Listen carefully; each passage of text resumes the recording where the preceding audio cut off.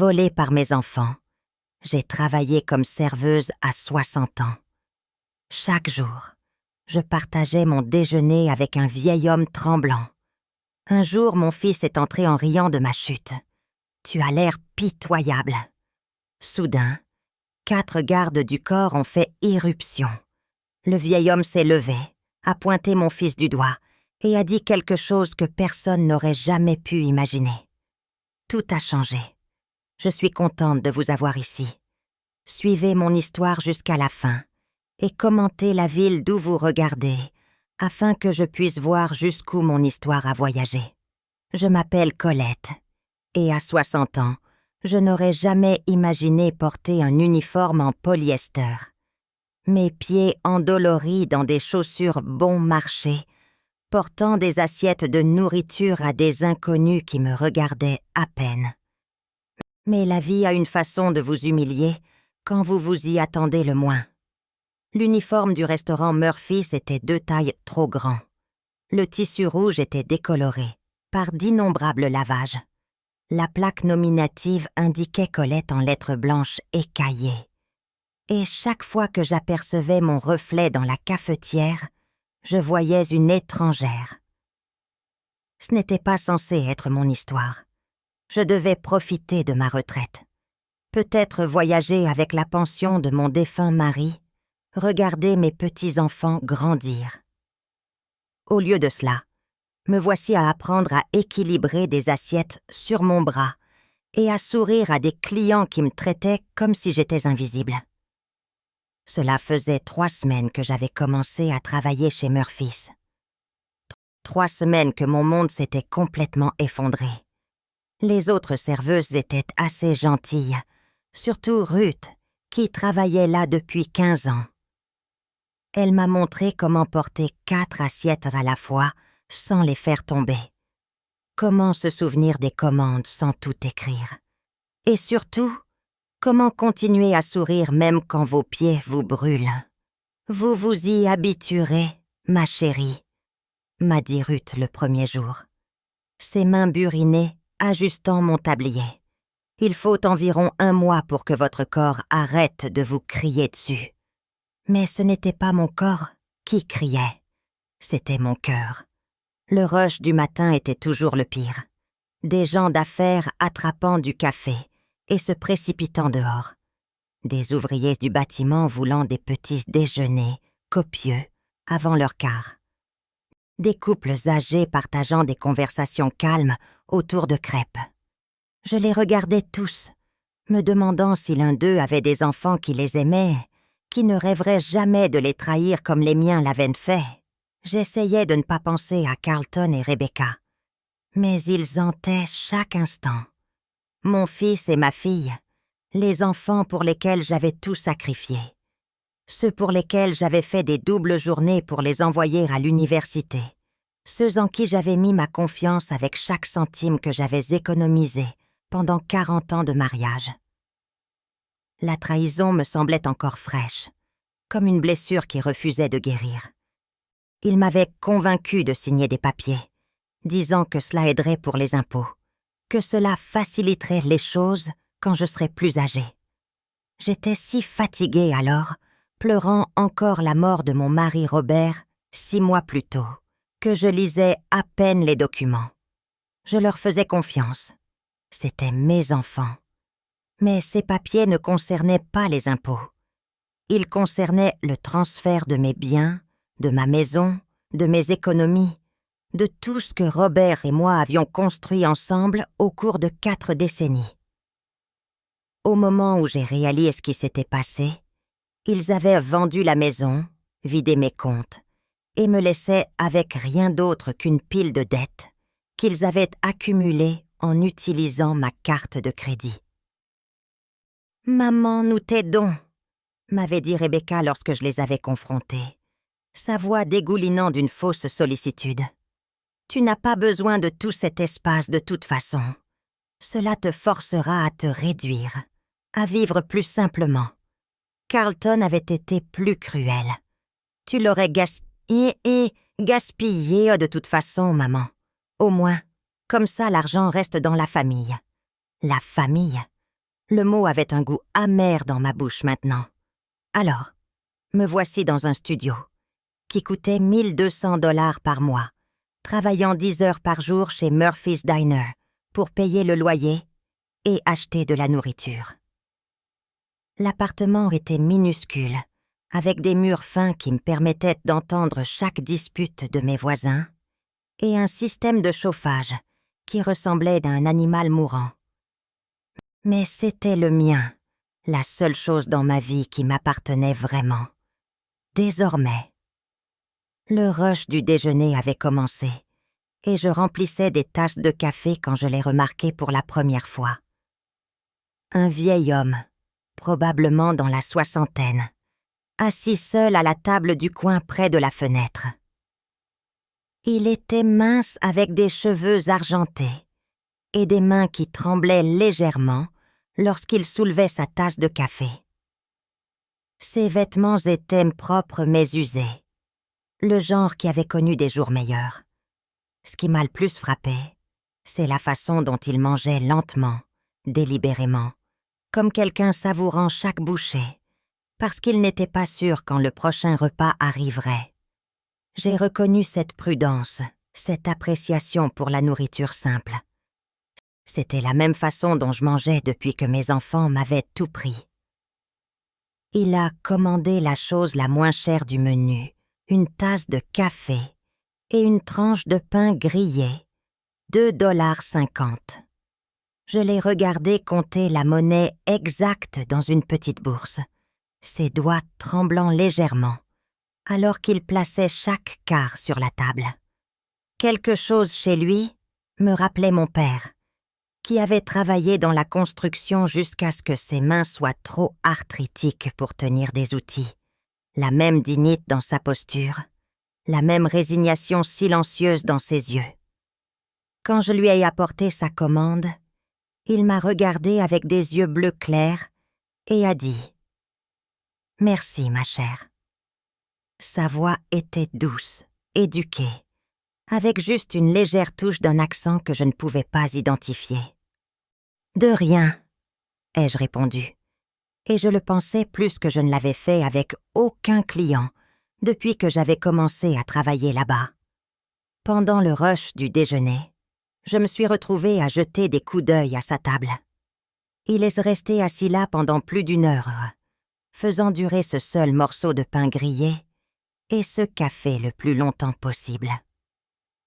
Quand il s'est finalement levé pour partir, j'ai remarqué qu'il avait laissé un pourboire d'1 $ sur une facture de 2,50 $, soit 40%, plus que ce que certains clients laissaient sur des commandes de 50 $. Ce soir-là, alors que je trempais mes pieds endoloris dans de l'eau salée d'Epsom dans ma minuscule salle de bain, je n'arrêtais pas de penser à lui. Il y avait quelque chose dans ses yeux que je reconnaissais. Le regard de quelqu'un qui avait tout perdu d'important pour lui. Le lendemain, il était là à nouveau. Même table, même commande. Pain grillé et café, 2,50 $. Cette fois, je lui ai apporté du beurre supplémentaire sans qu'il le demande.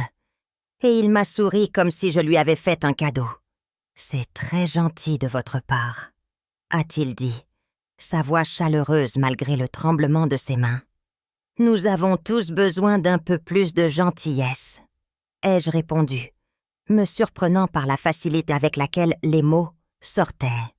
Il a hoché lentement la tête, comme s'il comprenait exactement ce que je voulais dire. Au cours des jours suivants, il est devenu une partie régulière de ma routine. Il arrivait exactement à 11h30 chaque matin, commandait la même chose et s'asseyait à la même table. J'ai appris qu'il s'appelait Lance quand je l'ai entendu le donner à Ruth pour un appel téléphonique.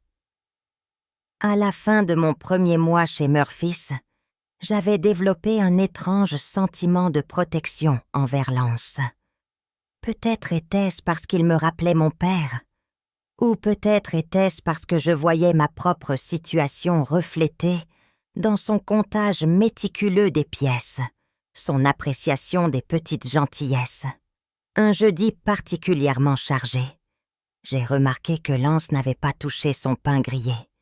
Il était juste assis là, regardant par la fenêtre, les mains croisées sur ses genoux. Quelque chose n'allait pas.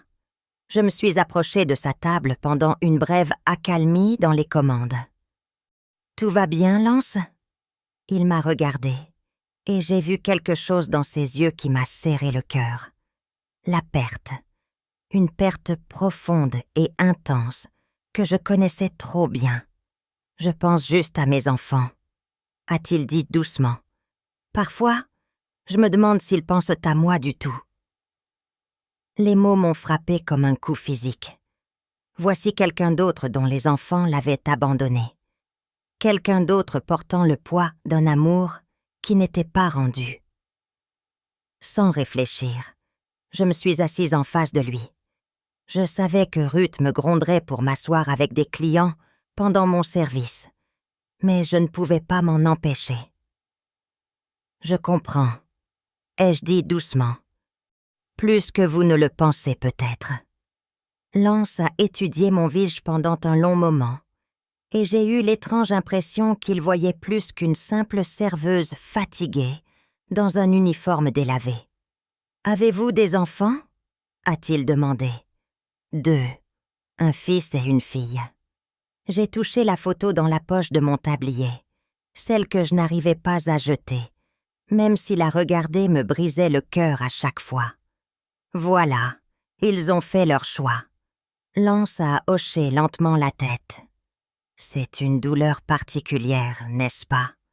Quand les gens que vous aimez le plus au monde décident que vous ne valez pas leur temps. Des larmes me sont montées aux yeux, mais je les ai clignées. Je ne pouvais pas pleurer au travail. Je ne pouvais pas laisser les clients voir à quel point j'étais brisée. « Je devrais retourner au travail », ai-je dit, en commençant à me lever. « Attendez », a dit Lance, sa voix urgente malgré sa douceur. « Voudriez-vous bien que je vous offre le déjeuner quand votre service sera terminé?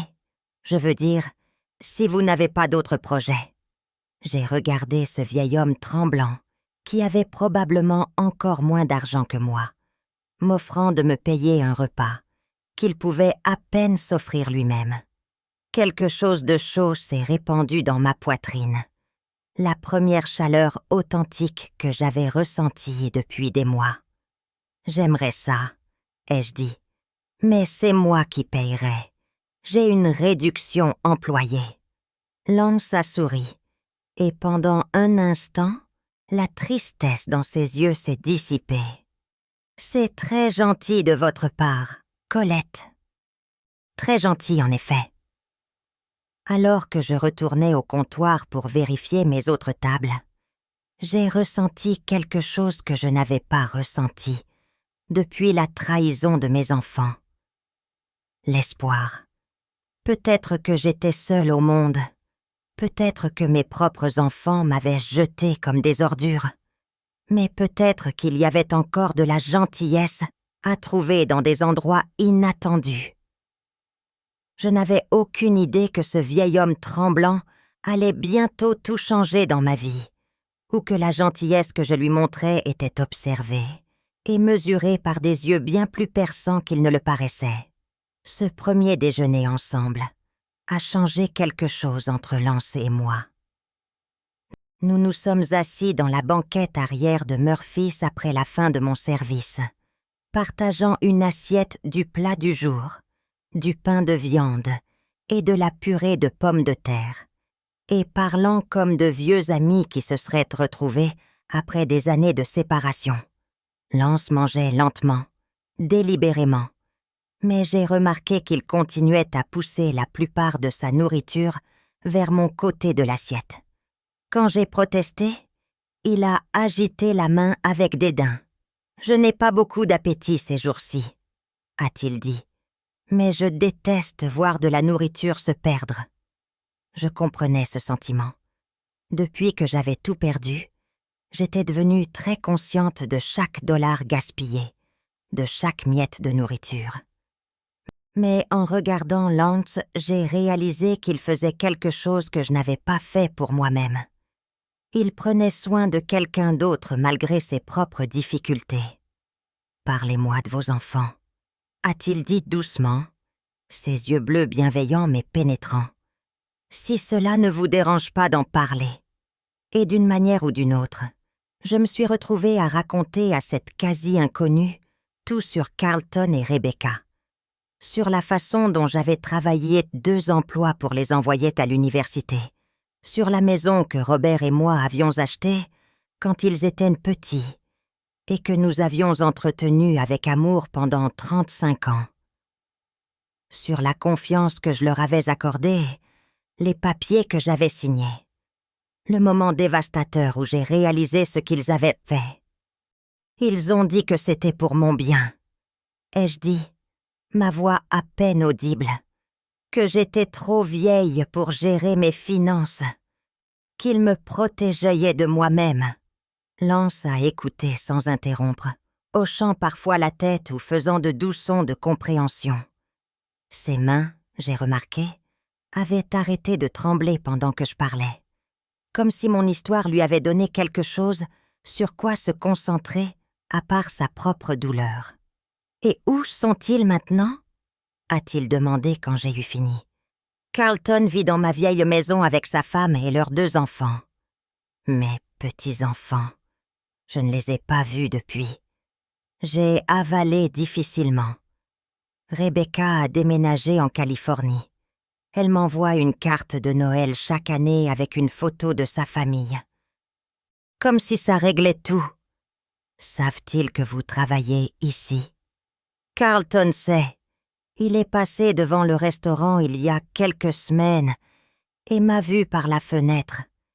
Il n'est pas entré. » Lance est resté silencieux un long moment, ses doigts tapotant silencieusement sur la table. Quand il a levé les yeux, il y avait quelque chose de différent dans son expression, une dureté qui n'y était pas auparavant.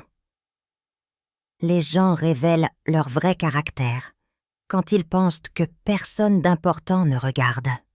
A-t-il dit doucement, « Votre fils a fait un choix ce jour-là, quand il est passé, et n'est pas entré. » La façon dont il l'a dit m'a donné un petit frisson, bien que je ne puisse pas dire pourquoi.